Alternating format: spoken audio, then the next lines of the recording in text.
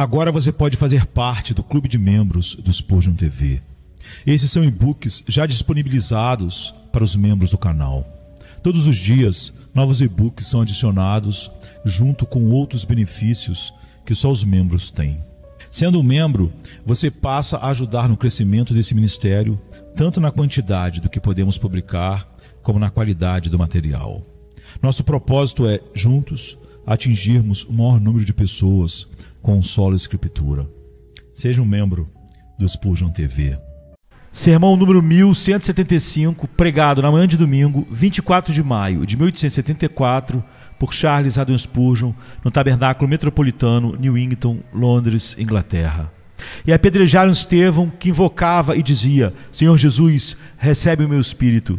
E pondo-se de joelhos, clamou com grande voz: Senhor, não lhes imputes este pecado. E tendo dito isto, adormeceu. Atos 7, 59 e 60. É de grande serviço para todos nós sermos lembrados de que nossa vida é apenas como um vapor que aparece por um curto período e depois desaparece.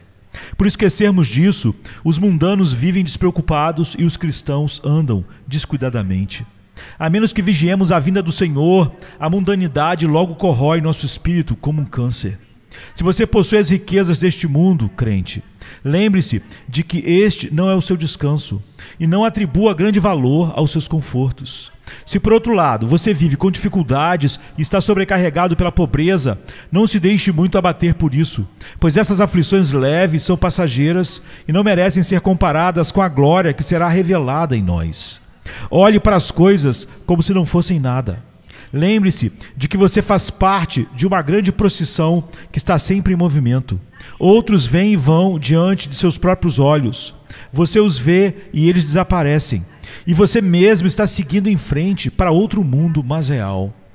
É muito sábio falar de nossas últimas horas, fazer um ensaio de nossa partida e estar preparado para estar diante do grande tribunal do julgamento. Nosso dever é preparar nossas lâmpadas para o momento em que o noivo vier. Somos chamados a estar sempre prontos, esperando pela manifestação do nosso Senhor e Salvador Jesus Cristo. Ou então, pelo chamado que nos dirá que o cântaro foi quebrado na fonte e a roda quebrada no poço, que o corpo deve retornar à terra como era e o espírito a Deus que o deu. Esta cena de morte de Estevão pode auxiliar nossas meditações enquanto, com a ajuda do Espírito Santo, projetamos nossas mentes para o momento em que também devemos adormecer. Este é o único martírio que é registrado no Novo Testamento em detalhes. O Espírito Santo prevendo que haveria martírios suficientes antes que a história da igreja chegasse ao fim e que nunca faltariam memoriais como os que o livro dos mártires de Fox e obras do mesmo tipo nos fornecem. É igualmente notável que esta seja a única cena de morte no Novo Testamento que foi descrita em detalhes, com exceção da de Nosso Senhor. Claro, somos informados sobre as mortes de outros santos e fatos relacionados a isso são mencionados, mas o que eles disseram quando morreram e como se sentiram ao sair do mundo não são registrados. Provavelmente porque o Espírito Santo sabia que nunca faltariam para os filhos de Deus mortes santas e partidas triunfantes. Ele sabia muito bem que esses seriam fatos cotidianos para o povo de Deus. Talvez, além disso, o Espírito Santo queira que aprendamos com seu silêncio que não devemos atribuir tanta importância à maneira como as pessoas morrem quanto ao caráter de suas vidas. Viver como Jesus é o que mais nos preocupa. Uma morte triunfante pode ser a coroa, mas uma vida santa é a cabeça que deve usá-la. Obedecer aos mandamentos do Senhor durante nossa vida é nosso negócio mais urgente. Podemos deixar o testemunho da morte para ser dado na mesma hora. Teremos graça para morrer nos momentos finais e, no momento presente, nosso principal dever é obter a graça que nos permitirá adornar a doutrina de Deus, nosso Salvador, em todas as coisas. No entanto, como temos este único caso de Estevão dado em sua totalidade, devemos valorizá-lo ainda mais, estudá-lo com mais cuidado, porque é o único. Vamos fazê-lo esta manhã. Aqui vemos o caráter geral da morte de Estevão, sua peculiaridade mais notável e as coisas desejáveis em relação à morte sugeridas por sua partida. Vamos observar a morte de Estevão e notar seu caráter geral. Chama a atenção imediatamente que isso aconteceu bem no meio de seu serviço, seu ministério. Ele havia sido nomeado oficial da igreja em Jerusalém para garantir que os donativos fossem distribuídos devidamente entre os pobres, especialmente entre as viúvas gregas. Ele desempenhou sua função para a satisfação de toda a igreja e assim fez um serviço muito útil, pois deu aos apóstolos a oportunidade de se dedicar inteiramente ao seu verdadeiro trabalho, ou seja, a pregação e a oração. Não é coisa pequena ser capaz de carregar um fardo para outro, se isso o libertar para um serviço mais eminente do que poderíamos realizar nós mesmos. Se não posso pregar por mim mesmo, mas posso tirar de alguém que prega certos cuidados que o sobrecarregam, se assim o habilito a pregar mais e melhor, estou virtualmente pregando por mim mesmo. A preocupação que Estevão exercia com os pobres também tendia a evitar ressentimentos e divisões, e esse foi um resultado de grande importância. Mas não satisfeito em ser um diácono, Estevão começou a ministrar em coisas santas como pregador da palavra, e isso com grande poder, pois estava cheio de fé e do Espírito Santo. Ele se destacava na história da igreja por um tempo como um espírito líder, a ponto de os inimigos do evangelho reconhecerem sua utilidade proeminente e torná-lo alvo de sua mais feroz oposição, pois geralmente se enfurecem mais contra aqueles que estão fazendo mais bem. Estevão estava na primeira fileira do exército do Senhor e, no entanto, foi levado embora. Um mistério, dizem alguns, um grande privilégio, digo eu. Meus irmãos, quem deseja ser removido em qualquer outro momento? Não é bom morrer em serviço enquanto ainda somos úteis? Quem quer ficar até se tornar um fardo em vez de uma ajuda? Se somos chamados a partir no meio do serviço, devemos aceitar isso com gratidão e até mesmo desejo que se diga de nós: seu corpo com sua carga repousou e cessou de uma só vez de trabalhar e viver. Ele foi retirado no auge de sua utilidade, justamente quando muitos estavam sendo convertidos por seu ministério, quando por meio de sua fé milagres estavam acontecendo por todos os lados, quando ele parecia, de fato, ser necessário para a igreja.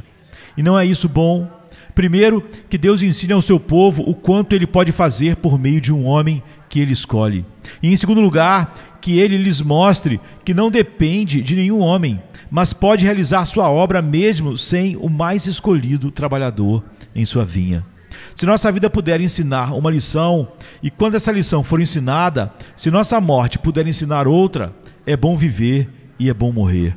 E muito mais desejável do que permanecer por muito tempo e alçar voo no inverno sombrio de influência em declínio.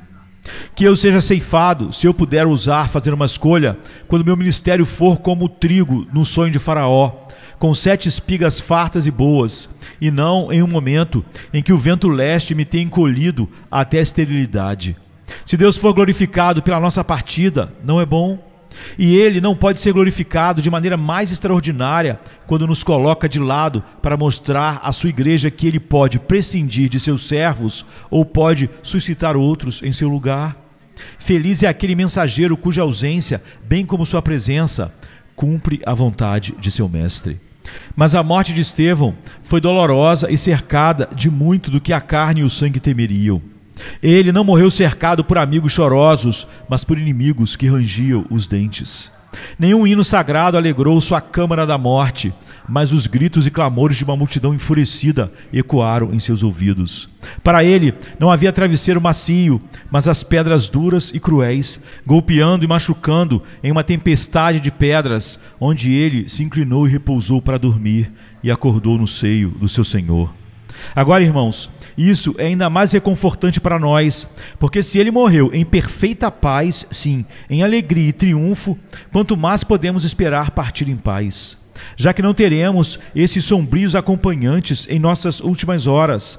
Não podemos esperar ser sustentados e fortalecidos pela presença do Senhor e Mestre, assim como ele foi, e a graça será aperfeiçoada em nossa fraqueza. Cada circunstância está a nosso favor no que diz respeito ao conforto. Se ele dormiu em meio a uma tempestade de pedras, como podemos esperar adormecer bem tranquilamente na mesma fé em Jesus, quando os santos estiverem ao redor de nossa cama para nos dar a Deus? Mais especificamente, no entanto, quero chamar sua atenção para o fato de que os momentos finais de Estevão foram calmos, pacíficos, confiantes e jubilosos. Ele não recuou enquanto estava dirigindo-se àquela audiência enfurecida.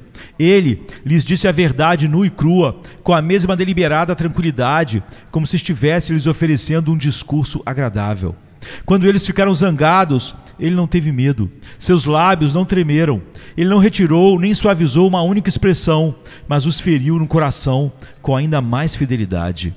Com a coragem de um homem de Deus, seu rosto estava firme como uma pedra. Sabendo que estava pregando o seu último sermão, ele usou a espada afiada de 2 gumes da palavra, penetrando até suas almas. Pouco se importava ele com seus franzidos, nada ficou abalado quando eles rangeram os dentes. Ele estava tão calmo quanto o céu aberto acima dele, e assim continuou, embora o tenham apressado para fora da cidade. Quando eles o arrastaram para fora do portão e tiraram suas capas para realizar a execução, Estevão não deixou cair uma única palavra de medo ou grito trêmulo. Ele se levantou e calmamente recomendou sua alma a Deus, e quando as primeiras pedras mortais o derrubaram no chão, Estevão se ajoelhou, não para pedir misericórdia ou para proferir um grito covarde, mas para pedir a misericórdia do seu Senhor para seus agressores. Então, como uma criança cansada que, depois de muitas atividades físicas, em um longo dia de verão, cai no sono no colo de sua mãe, ele fechou os olhos e adormeceu. Portanto, cristão, acredite que se você permanecer em Cristo, assim será seu caso também. Você não será perturbado com premonições de declínio da sua saúde. Quando o médico balança a cabeça, seu coração não falhará. Quando os amigos estão tristes, você não compartilhará a dor deles. Nós choramos quando nascemos, embora todos à nossa volta estivessem sorrindo. Então, quando morremos, nós sorrimos, mesmo que todos ao nosso redor chorem. O cristão que está morrendo quase sempre é o único que está calmo e sereno entre todos aqueles que ocupam o quarto do qual ele parte para o céu. Ele fala sobre o que gosta e o que espera encontrar e desliza suavemente para a glória. Por que deveríamos esperar que fosse de outra forma? O Deus de Estevão é o nosso Deus. Já temos a fé de Estevão, ainda que seja como uma pequena semente, mas podemos tê-la no mesmo grau que ele. O Espírito Santo habita em nós da mesma maneira que habitava em Estevão. E se em nós ele não manifesta a mesma força, o que o impede de fazê-lo senão a nossa incredulidade? Se praticarmos a fé, desfrutaremos do mesmo repouso tranquilo do Espírito quando chegar a nossa hora. Irmãos, não tenhamos medo da morte. Vamos às margens do Jordão sem sentir o menor desânimo. Observe alguns outros pontos sobre a partida de Estevão que tem a ver com o estado da mente dele. Sua mente estava em um estado muito elevado. Aqui vamos primeiro observar sua intensa sintonia com Deus. Ao longo de toda a fala de Estevão e no tratamento que recebera de Israel, vemos que sua alma estava absorta em seu Deus. Estevão não estava falando contra seus compatriotas motivado por alguma má vontade, mas ele parece levá-los muito pouco em consideração. Seu Deus é aquele que absorve todos os seus pensamentos, e ele lhes conta sobre como seu Deus havia enviado José, mas seus irmãos o perseguiram. Seu Deus havia enviado Moisés, mas os israelitas se rebelaram contra ele. Seu Deus havia agora enviado Jesus, e os homens tinham sido traidores e assassinos. No coração de Estevão houve compaixão por eles. Isso é visto claramente em sua última oração por eles.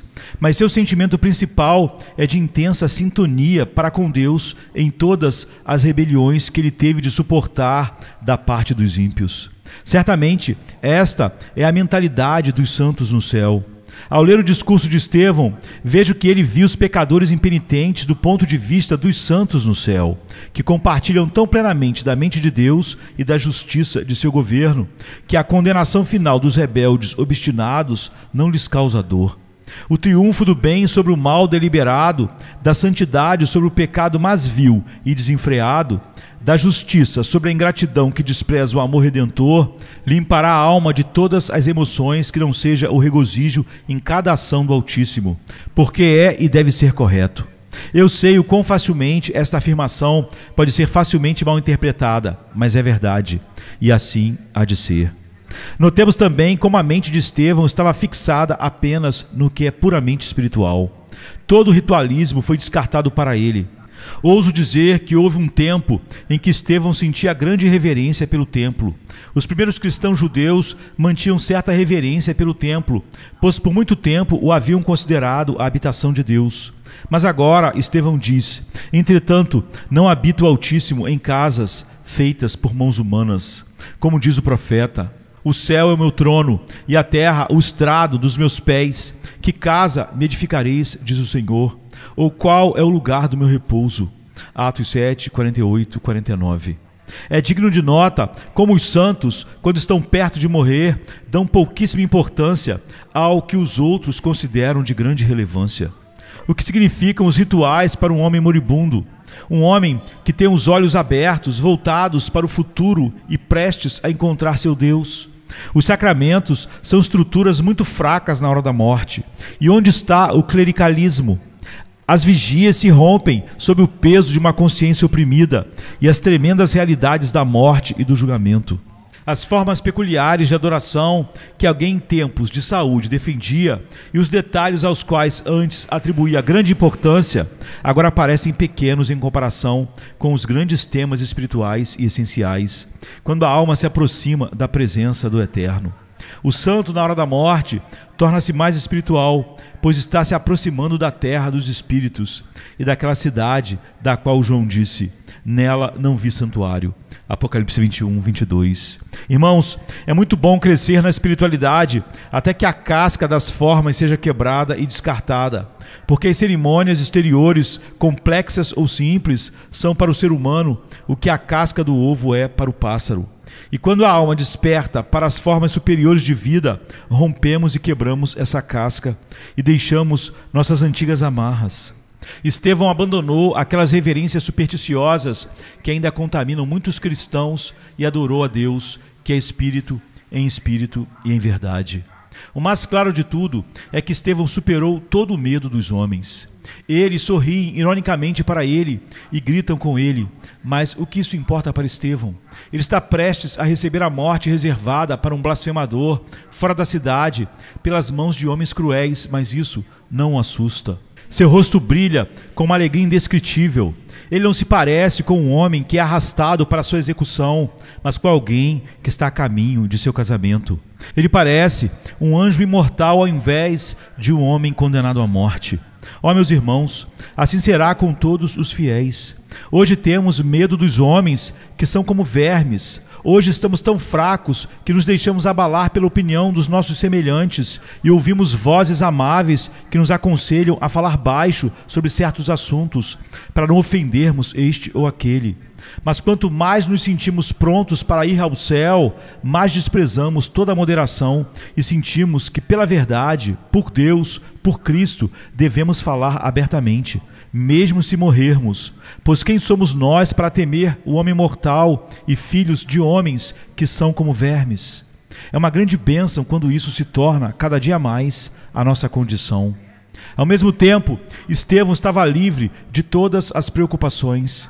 Ele era um diácono, mas ele não diz: o que farão os pobres? Como ficarão as viúvas? Quem cuidará dos órfãos? Ele nem mesmo diz: e agora, o que farão os apóstolos, visto que não poderem mais cuidar de tarefas que seriam pesadas sobre seus ombros? Não há uma única palavra sobre isso. Ele vê o céu aberto e pensa muito pouco sobre a igreja deixada na terra, embora a ame de todo o coração. Ele confia a igreja militante aos cuidados de seu capitão. Agora, ele foi chamado à igreja triunfante. Ele ouve o som da trombeta: levante-se, em marcha, e responde à convocação. Felizes aqueles que podem assim deixar todas as suas preocupações e entrar no seu repouso. E por que não deveria ser esse o nosso caso também? Porque, como Marta, permitimos que nosso serviço diligente nos atrapalhe? Nosso Senhor cuidava bem da sua igreja antes de nascermos. Ele não ficará no prejuízo se nos chamar para casa e, portanto, não devemos nos preocupar como se fôssemos indispensáveis e como se a igreja fosse definhar se faltarmos. Além disso, Estevão não tinha ressentimentos. Essa foi a sua doce oração no final: não lhes imputes este pecado. Assim como Daniel, que diante de Belsazar viu a balança e esse rei pesado nela e achado em falta, Estevão também viu a balança da justiça e viu o seu assassinato como um grande peso prestes a ser colocado contra seus algozes judeus. Por isso clamou: Senhor, não coloque este pecado na balança. Ele não podia dizer, como Salvador, eles não sabem o que fazem, pois eles sabiam disso e ficaram ofendidos com seu discurso, de modo que taparam os ouvidos para não o ouvir. Mas Estevão intercede por eles tanto quanto a verdade o permitiria, enquanto inspirava sua alma. Cada filho ou filha de Deus deve abandonar seus ressentimentos de uma vez por todas, ou melhor, jamais deveriam ter algum. Não devemos levar em nosso coração a memória de algum mal, mas viver cada dia perdoando livremente, assim como a cada dia somos livremente perdoados. À medida que nos aproximamos do céu, o amor por aqueles que nos odeiam deve crescer mais ainda em nosso coração, pois dessa forma damos evidência de estarmos prontos para o céu. Para encerrar a descrição de sua morte, Estevão morreu como um vencedor. Seu nome era Estéfanos, que significa coroa, e realmente, naquele dia, ele não apenas recebeu uma coroa, mas tornou-se a coroa da Igreja de Cristo como primeiro mártir.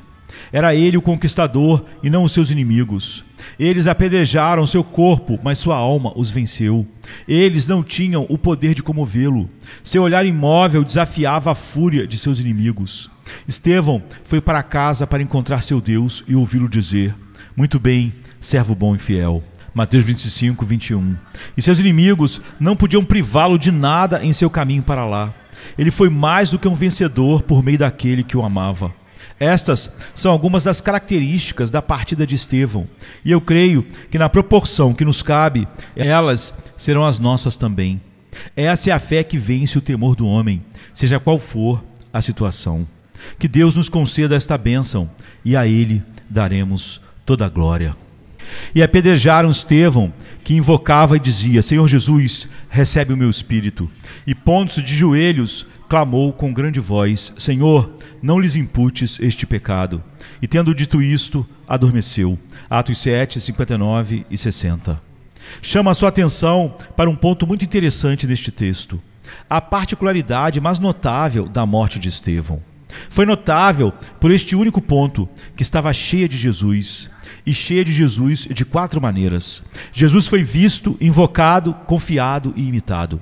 Em primeiro lugar, o Senhor Jesus foi visto. O mártir olhou firmemente para o céu e viu a glória de Deus e Jesus em pé à direita de Deus. No início, ele provavelmente estava no salão do Sinédrio, mas a visão pareceu dividir o teto, rolar o firmamento e abrir os portões do céu, de modo que o olho ungido pôde olhar para as câmaras mais íntimas. Disse que ele viu o Filho do Homem. Agora, este é o único lugar nas Escrituras onde Jesus é chamado de Filho do Homem por alguém que não seja ele mesmo. Ele frequentemente se chamava Filho do Homem. Esse era de fato o seu nome comum para si mesmo, mas seus discípulos não o chamavam assim. Talvez a glória do Messias rejeitado como homem fosse o pensamento peculiar que deveria ser transmitido à mente de Estevão, para assegurá-lo de que, assim como o Senhor desprezado triunfara finalmente, assim também deveria seu servo perseguido.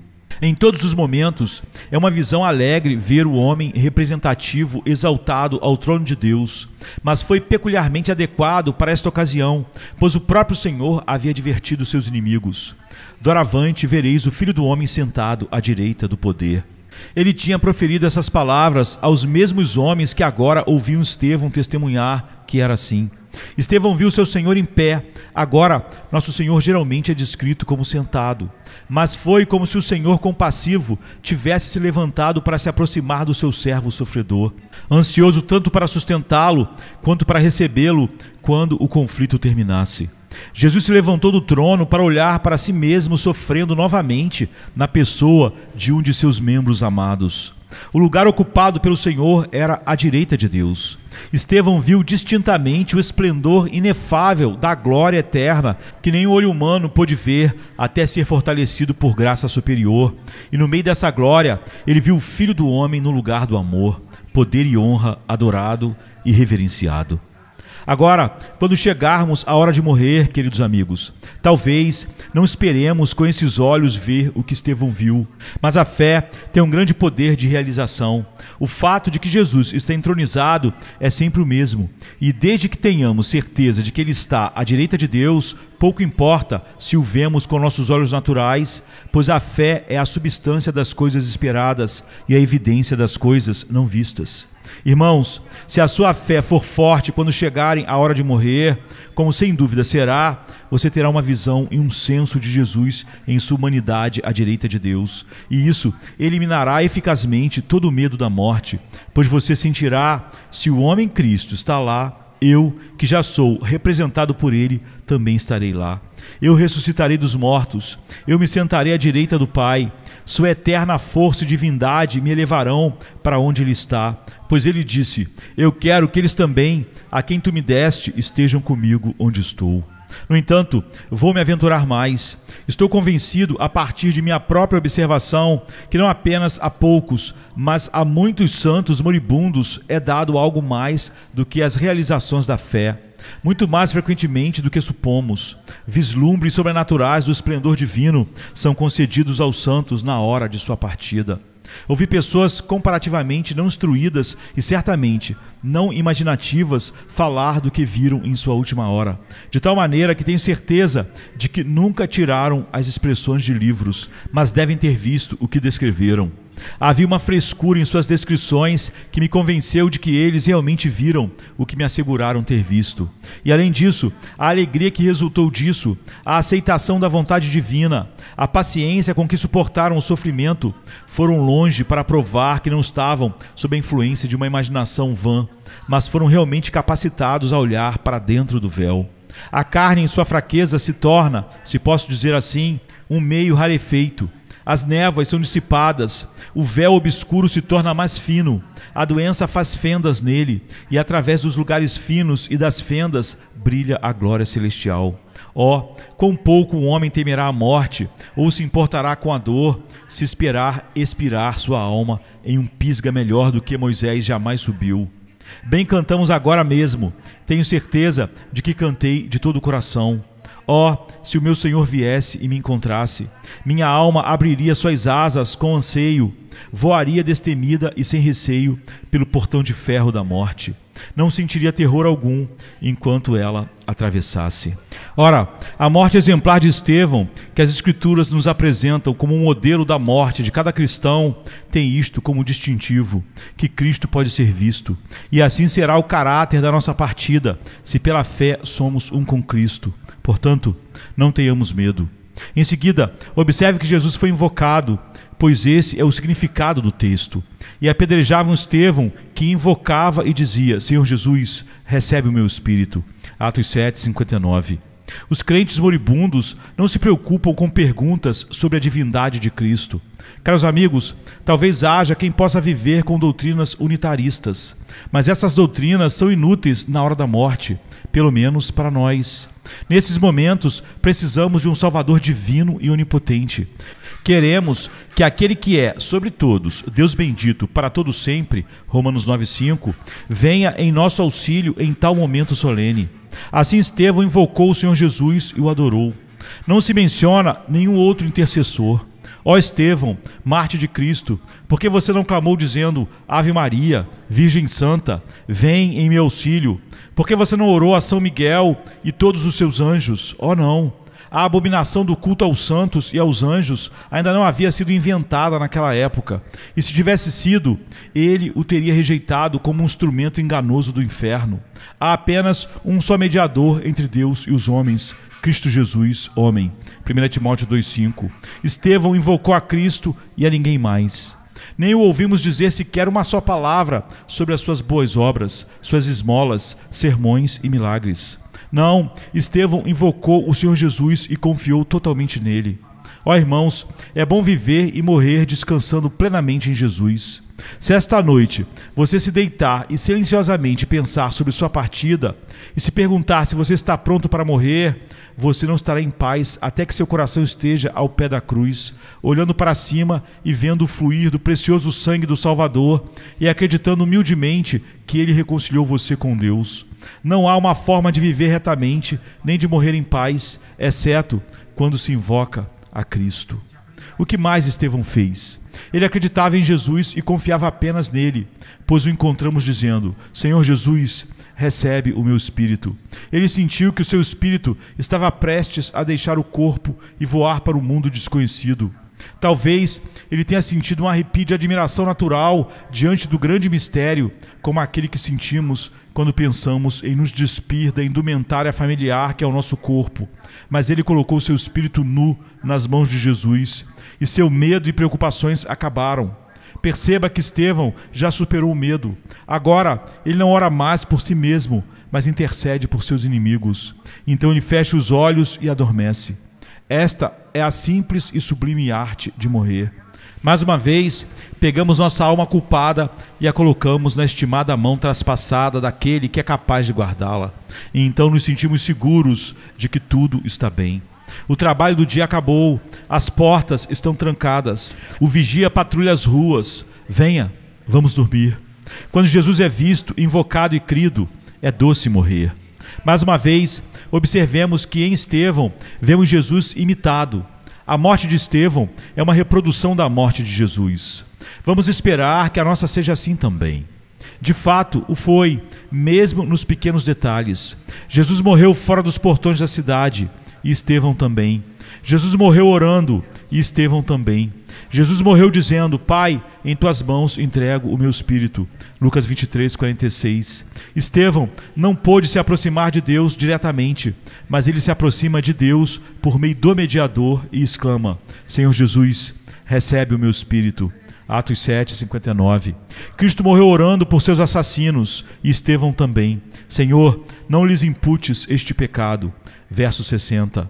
Agora, se a nossa morte é para ser uma reprodução da morte de Jesus, por que temer? Até agora tem sido muito doce ser feito como ele, e seguirá sendo doce. Até sofrer com ele tem sido prazeroso. Certamente será uma alegria poder morrer com ele. Estamos prontos para dormir na cama de Jesus e se deitar como ele fez no âmago da terra, para nos levantarmos à sua semelhança na ressurreição. Portanto, podemos ver, amados irmãos, que a morte de Estevão foi radiante com o brilho do esplendor do seu Senhor. Cristo foi glorificado e refletido nele. Ninguém pode questionar de quem é a imagem e inscrição que Estevão carregava. Para que nossa vida seja assim, nossa morte também deve ser desse tipo. Que sua vida seja ver Jesus, invocar Jesus, confiar em Jesus, imitar Jesus, e então sua partida será acompanhada por visões de Jesus e reproduções das atitudes do seu mestre na hora da morte. Assim como você esteve com ele nas tribulações da vida, ele estará com você nas cenas finais com a morte. Felizes são aqueles cujo leito de morte Jesus preparou e que dormem no Senhor, para virem com ele quando ele retornar, para tomar posse de seu reino. A partir da partida de Estevão, podemos aprender algo sobre o tipo de morte que devemos desejar sabiamente. Primeiro, é muito desejável que nossa morte seja do mesmo tipo de nossa vida. Estevão estava cheio de fé e do Espírito Santo em vida, e assim estava cheio do Espírito Santo na morte. Estevão era corajoso, valente, calmo e composto em vida, e assim continuou mesmo em meio às pedras que caíam. É muito triste quando o relato da morte de alguém não condiz com a sua vida. Tenho medo de que muitos sermões fúnebres tenham feito grande mal com sua lisonja, pois as pessoas naturalmente dizem: isso é muito estranho, eu nunca soube que a pessoa falecida fosse um santo até ouvir este relato de seu fim. Realmente, quando ouço essas coisas maravilhosas sobre ele, bem, eu não teria pensado. Não é adequado não ter caráter de piedade, senão o que é construído às pressas em poucos dias de doença e morte. É ruim morrer de repente, como se de repente estivéssemos em outra linha de trilhos. É melhor deslizar de um grau de graça para outro e, assim, para a glória. Devemos morrer diariamente, morrer todas as manhãs antes de descermos para o café da manhã. Isto é, devemos ensaiar tudo, para que quando chegar a nossa hora de morrer, não seja algo novo para nós. A morte pode ser a franja ou a borda da vida, mas deve ser feita do mesmo material. Uma vida de barro não pode ser unida a uma morte de ouro. Não podemos esperar jantar com o mundo e cear com Deus. Devemos habitar na casa do Senhor todos os dias.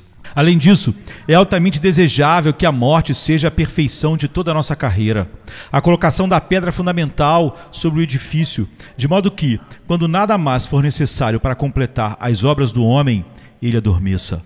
Queridos irmãos, é assim com vocês. Suponhamos que vocês morressem nesta manhã no banco da igreja. Sua vida seria uma vida completa ou seria como uma coluna quebrada, partida ao meio? Porque há alguns que até em suas vidas profissionais deixaram muitas coisas necessárias por fazer. Por exemplo, eles ainda não fizeram seus testamentos e causarão muita tristeza à esposa e aos filhos por sua negligência. Algumas pessoas cristãs não mantêm seus assuntos mundanos em ordem adequada. São negligentes, desordenadas e desleixadas, de modo que, se morressem, haveria muitas coisas das quais teriam aversão a morrer. George Whitefield costumava dizer quando ia para a cama à noite: não deixei nenhum par de luvas fora do lugar. Se eu morrer esta noite, todos os meus assuntos para o tempo e a eternidade estão em ordem. Essa é a melhor maneira de viver, de modo que deixe a morte vir quando quiser, à meia-noite, ao cantar do galo ou ao meio-dia. Será um final desejável para um livro do qual escrevemos a última linha. Teremos completado nossa jornada e servido nossa geração, e nosso sono será a conclusão adequada da questão. Que nossa morte não seja daquele tipo que exige agitação e pressa para preparar o homem. Há pessoas no mundo que, se soubessem que partiriam de trem e tivessem um mês de antecedência, estariam todos em febre uma hora antes de partirem. Embora saibam a hora da partida do trem, elas não podem chegar a tempo de forma alguma, mas correm assim que o sino toca e saltam em um vagão apenas a tempo de pegar o trem. Algumas pessoas morrem dessa maneira, como se tivessem tanto a fazer e estivessem com tanta pressa e, além disso, tivessem tão pouco de graça que só poderiam ser salvas pelo fogo. Quando um cristão mundano morre, há ainda muito a ser feito para preparar-se e estar pronto para a partida. Mas um verdadeiro cristão está pronto, com seus lombos cingidos, pois sabe que tem que partir. Ele não sabe exatamente quando, mas está com o cajado na mão. Ele sabe que o noivo está chegando em breve e, portanto, mantém sua lâmpada preparada. Essa é a maneira de viver e morrer. Que o Espírito Santo nos coloque nessa condição, para que o anjo da morte não nos encontre despreparados ou nos pegue de surpresa. Visto que assim voltar para casa não será nada fora do comum, mas uma questão simples. O famoso comentarista Bengel não queria morrer em um desfile espiritual, como uma cena sensacional, mas queria morrer como uma pessoa que está ocupada com seus negócios, mas a quem chamam à porta. Sua oração foi atendida. Ele estava revisando as provas de suas obras quando sentiu o golpe da morte. Isso não é bom? Igualmente desejável foi o fim do venerável Beda, que morreu enquanto completava sua tradução do Evangelho de João. Ele disse: escreva rápido, pois é hora de eu voltar para aquele que me criou. Seu aluno respondeu: meu caro mestre, ainda falta uma oração. E o venerável homem disse: escreva rápido. O jovem acrescentou: está feito. E Beda lhe disse: disseste bem, agora tudo está terminado. E adormeceu. É assim que eu gostaria de partir, e é assim que todo cristão deveria desejar. Não faríamos nenhuma grande mudança em nossa santidade diária, mudando apenas de lugar, mas não de serviço. Tendo esperado por nosso Senhor na extremidade de uma sala, somos chamados para um lugar mais alto, e nós vamos. Deve ser muito triste para um cristão professo morrer cheio de arrependimentos por trabalhos que foram negligenciados e oportunidades desperdiçadas. É triste ter que dizer: vou ter que deixar minha classe da escola dominical sem ter alertado seriamente aquelas queridas crianças para fugirem da ira que está por vir. Seria lamentável para mim ir para casa hoje e dizer: preguei meu último sermão, mas não foi sincero ou direcionado para glorificar a Deus ou beneficiar meus semelhantes. É possível que o fim de uma vida desperdiçada seja outra coisa senão infeliz. Não seria trágico ser chamado quando ainda há trabalhos por fazer e propósitos não cumpridos? Ó, meus irmãos, não vivam de maneira a dificultar a sua morte.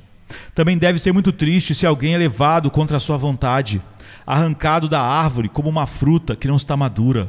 A maçã, ainda verde, agarra-se ao seu lugar, e o mesmo acontece com muitos que se agarram às suas riquezas e agarram-se firmemente às coisas do mundo, de modo que é necessário um forte puxão para separá-los do mundo. O fruto maduro está aderido à árvore, mas de forma suave, e quando uma mão gentil vem para pegá-lo, ele cede livremente, como se quisesse ser colhido, como uma maçã dourada em uma cesta de prata.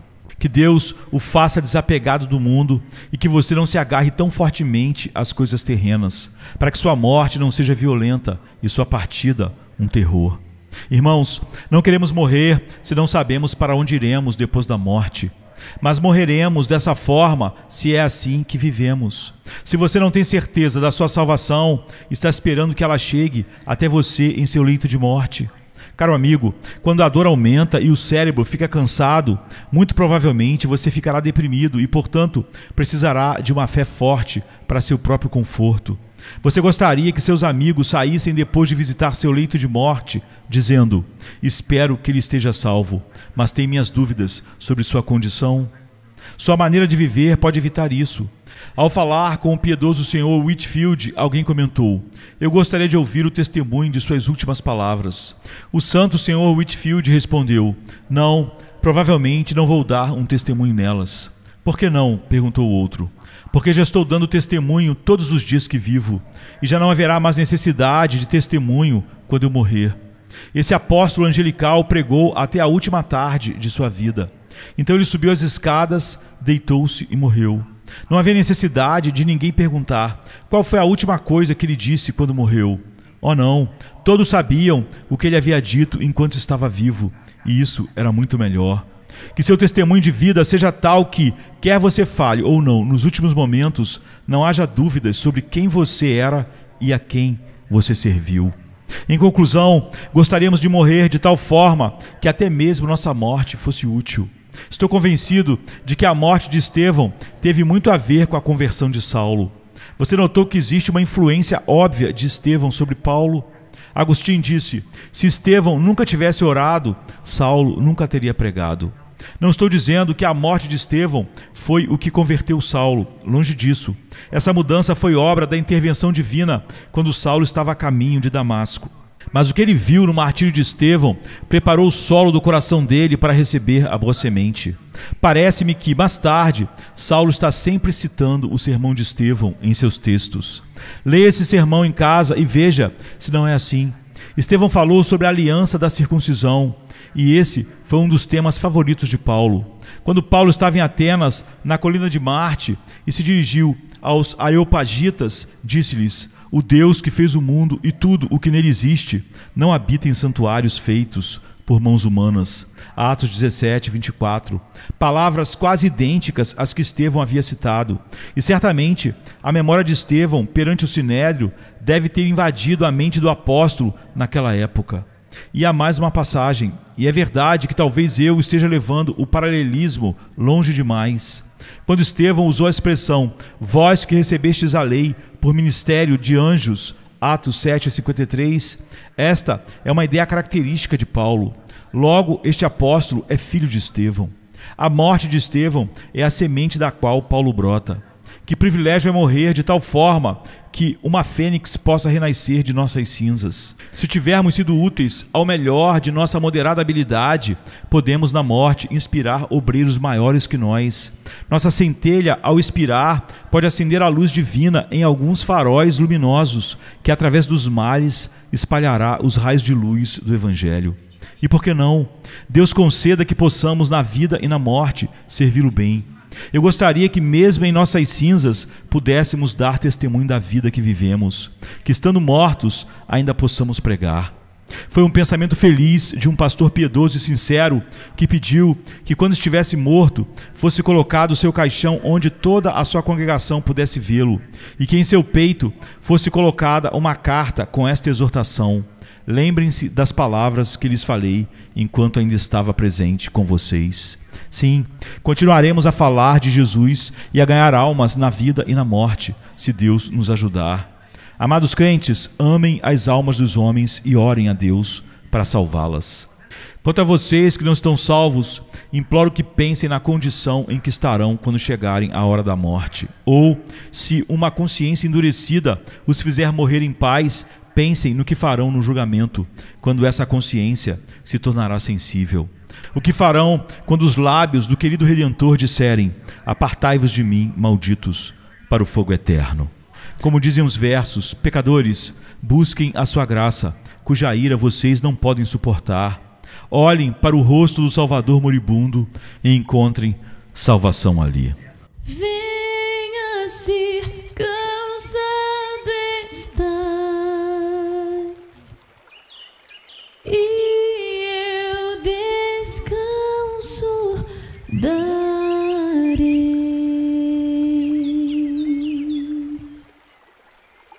Tu descansarás.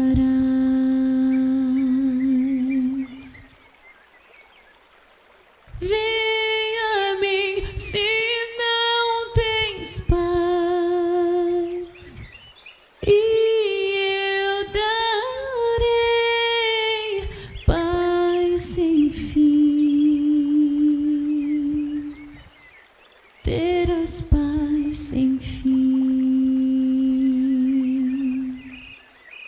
O meu jugo é leve, o meu fardo graça dá. Tome tua cruz, te darei a paz.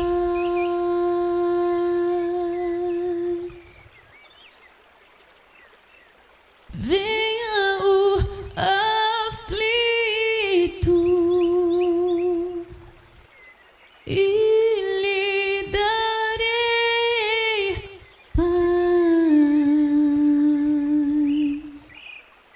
minha paz darei.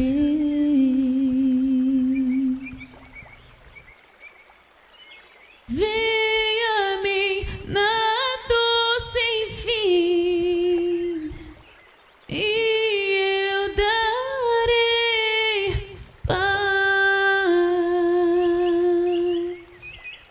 Darei minha paz. Acalmar tuas águas e falar ao coração: tome meu fardo, te darei a paz.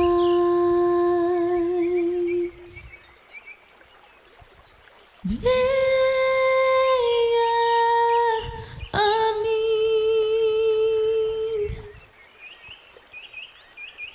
Venha a mim.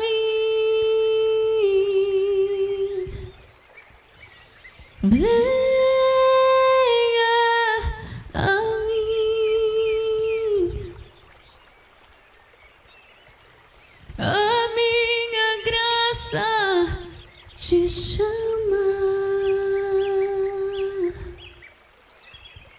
A minha graça te salva.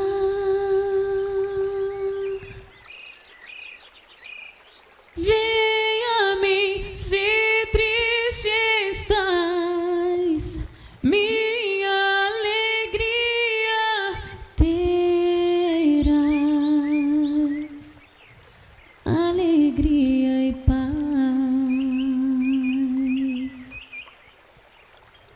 Venha a mim na tua escuridão, eu sou a luz do mundo, sou a tua luz. Voarás como águia, tua força eu serei. Tome a cruz, te darei a